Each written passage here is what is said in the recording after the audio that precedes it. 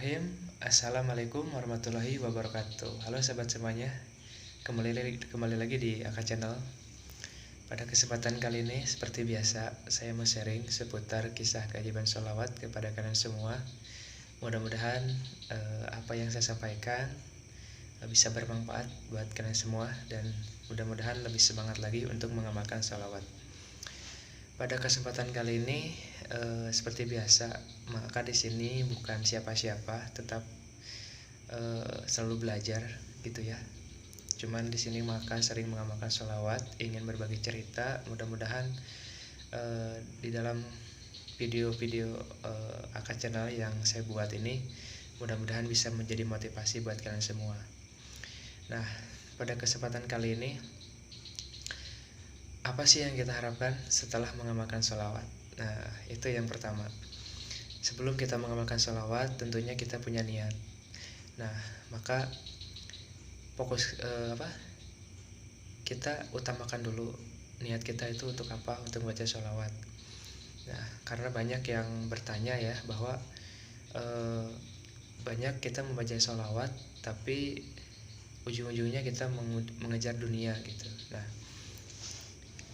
mungkin banyak ya resepsi atau pemikiran-pemikiran atau pendapat-pendapat orang lain ya yang berbeda tanggapannya. Tapi kalau secara pribadi maka justru dengan kita membaca sholawat, dengan rasa kerinduan kita dan niat kita itu ingin mendapatkan syafaat dan rahmatnya baginda Nabi Muhammad SAW.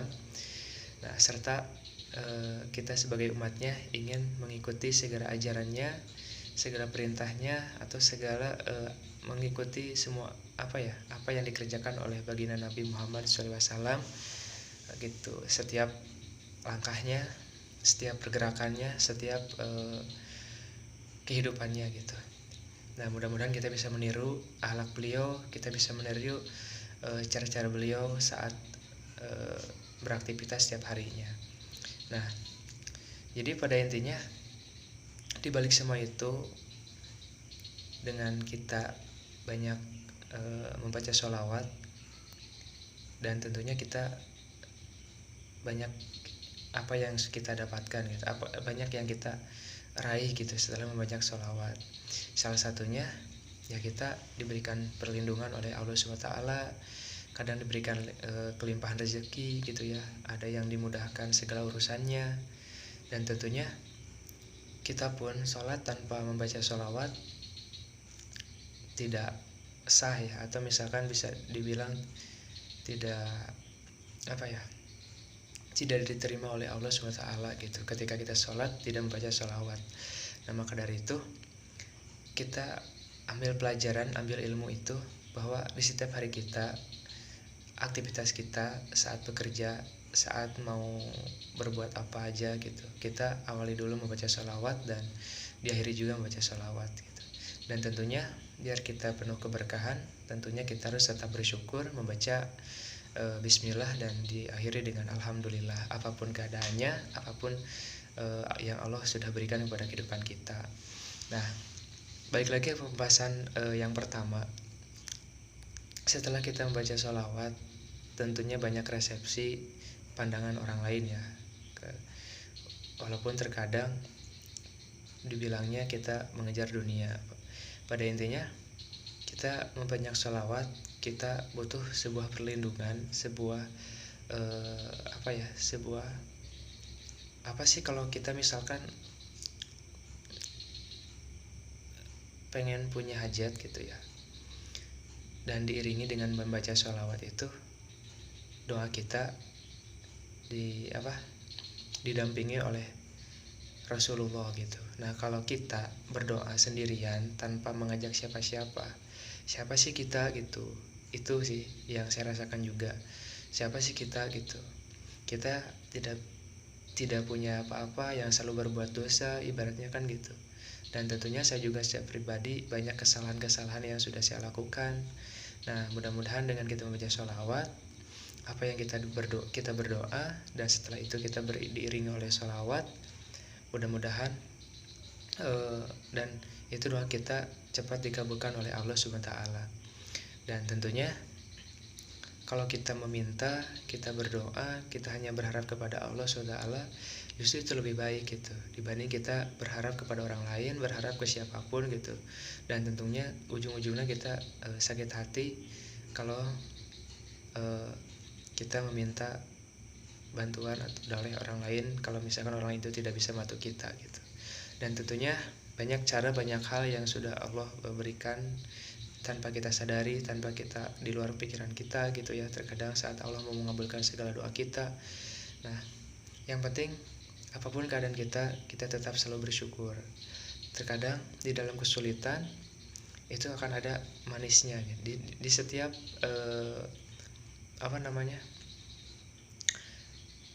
asal kita mau membuka cangkang permen.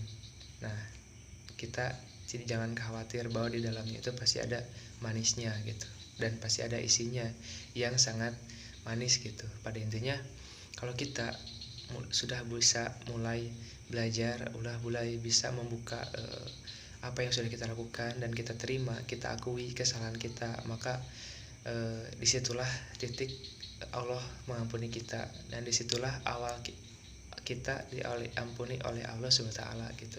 Tapi sebaliknya gitu, kalau ketika kita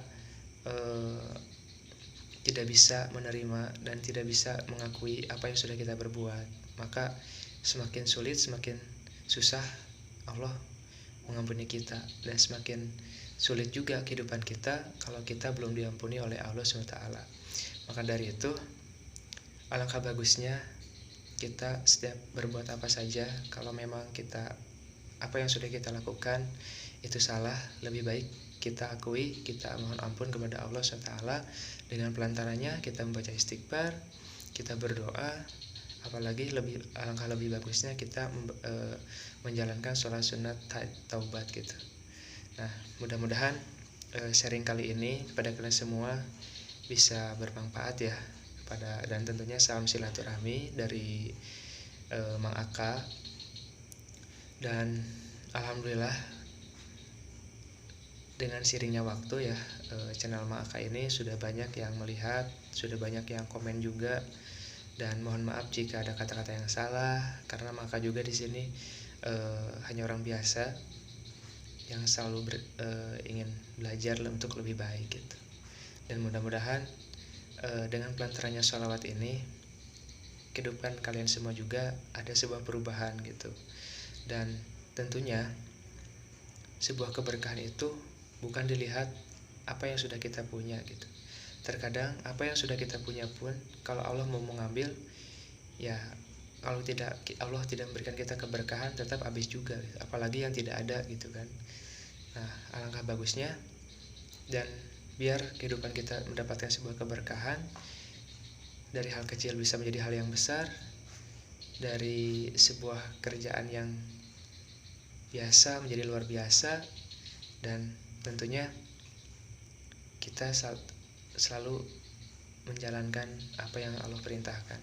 Semakin kita fokus, semakin kita istiqomah menjalankan apa yang Allah perintahkan, maka apa yang kita inginkan akan semakin mudah untuk kita raih gitu. Dan tentunya penting juga kita harus mendisiplinkan kata-kata kita gitu. Karena sebuah energi yang datang, yang tentunya rezeki yang berkah luas, berkah ruah, tentunya harus ada sebuah energi dulu gitu. Nah, energi kita kepada Allah SWT itu pelantarannya ya kita sholat gitu, mendekatkan diri kepada Allah, ya pelantarannya kita membaca Al-Quran dan memohon ampun, memperbanyak istighfar dan membaca sholawat tentunya. Nah, mudah-mudahan apa yang Maka sampaikan pada kesempatan kali ini bisa bermanfaat buat kalian semua ya. Dan Maka mau berbagi cerita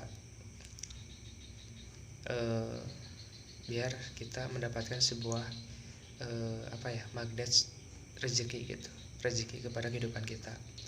Yang pertama, rezeki itu biasanya datang di dalam keadaan kita yang bersih. Contoh, kita punya sebuah kendaraan yang kotor. Apakah akan banyak orang yang suka terhadap motor kita? Belum tentu juga kan. Nah, maka dari itu, tapi kalau misalkan motor kita bersih, rapi, dan terawat, tentunya pasti banyak orang yang suka kepada motor kita gitu. Nah, tentunya begitupun rezeki.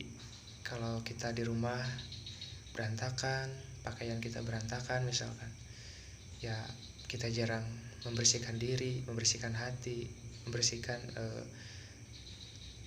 di dalam tubuh kita kotoran-kotoran yang menerpa dalam kehidupan kita misalkan, maka semakin sulit rezeki itu akan datang. Tapi akan semakin mudah kalau kita selalu menanamkan sebuah kebersihan gitu. Nah, tentunya meraih sebuah rezeki atau magnet rezeki itu, rezeki biasanya dan orang-orang yang selalu bangun tepat waktu atau di sebelum menjalankan sholat subuh ya, biasanya itu orangnya itu tidak banyak masalah gitu. Dan terkadang orang yang selalu banyak masalah itu orang-orang yang bangunnya siang dan bangunnya itu sudah keluar air matahari gitu. Biasanya kenapa disebutkan banyak masalah? Kalau misalkan kita kerja gitu ya, karena kita bangun siang dan akhirnya kita tidak lupa sarapan, kita bawa kendaraan jadinya terburu-buru gitu kan. Dan tentunya kita kerja bisa jadi telat, dan itu kan jadi sebuah masalah juga saat kita bekerja atau bisa dibilang bekerja di sebuah perusahaan atau di tempat kita kerja gitu. Tapi kalau kita sudah mempersiapkan diri dari pagi hari, udah bangun tepat waktu sebelum adzan subuh misalkan, itu banyak keberkahan yang akan mendatang ke dalam kehidupan kita, dan itu yang sudah Maka rasakan gitu. Nah, setelah itu hal yang paling penting, seberapa banyak kita membaca Al-Quran, seberapa banyak kita berzikir, seberapa banyak kita berbuat baik kepada orang. Tapi kalau kita lupa dengan orang tua kita, saudara kita, maka percuma amal kebaikan kita yang sudah kita raih. Dan tentunya seberapa buruk kita, tetaplah menjaga silaturahmi kita dengan orang tua kita, biar Allah selalu meridhoi kita, Allah selalu mengampuni segala dosa kita. Dan karena kenapa surga kita ada di telapak kaki ibu kita. Nah, maka kalau kita mau diberikan keberkahan, mau diberikan kemudahan kehidupan kita, maka jangan tinggalkanlah atau jangan lupakanlah kedua orang tua kita. Kalau misalkan masih ada, maka bahagiakanlah apa yang kamu bisa, apa yang kamu bisa lakukan gitu, semampunya kita gitu. Dan tentunya kalau misalkan sudah tidak ada, maka jangan lupa kita selalu berdoa untuk almarhum ibu kita atau orang tua kita gitu. Nah, paling itu yang saya sampaikan pada kesempatan kali ini buat sahabat semuanya. Next di video selanjutnya kita sharing kembali. Mohon maaf jika ada kata-kata yang salah, dan jika ada saran masukan bisa dituliskan di dalam komentar. Dan yang baru melihat konten-konten dari AK Channel, jangan lupa di klik tombol subscribe-nya dan dinyalakan loncengnya biar tidak ketinggalan video berikutnya. Wabillahi taufiq wal hidayah. Wassalamualaikum warahmatullahi wabarakatuh.